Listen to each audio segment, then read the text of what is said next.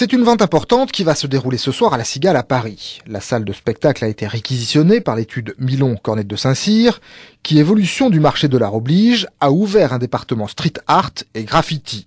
290 œuvres signées par 140 artistes sont au catalogue. Des artistes qui, contrairement à une idée reçue, sont loin d'être des jeunes.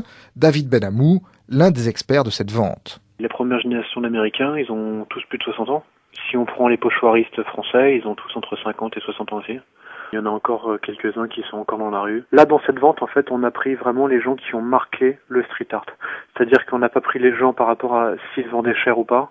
On a essayé de faire un catalogue comme un livre historique. C'est-à-dire qu'il y a une partie des gens qui sont dans le catalogue qui ne sont pas à côté, qui n'ont pas une grande cote, donc qui sont à des prix très raisonnables.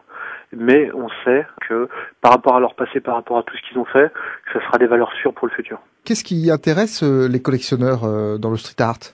C'est une manière de garder des choses qu'ils ont pu voir dans la rue. C'est quelque chose de nouveau. C'est des artistes qui ont eu un passé street, qui ont connu une heure de gloire dans un milieu qui est le graffiti, le stencil ou autre, et qui retranscrivent autre chose sur toile. Ils récupèrent les pochoirs qu'ils ont fait un peu partout, ils vont le refaire sur toile, mais pour le graffiti par exemple, ils vont refaire de nouvelles œuvres. Adapté à la toile, ça ressemble à ce qu'ils savent faire. On reconnaît le style qui a marqué les fans de graffiti. Ils l'adaptent à la toile, c'est-à-dire qu'au lieu d'attaquer à la bombe, ils vont plutôt faire ça avec des feutres ou pinceaux. Sur les prix affichés, on va de 200 € à 50 000 €. Cette vente de street art et de graffiti débute ce soir à 19h30 à la Cigale, la salle de spectacle parisienne.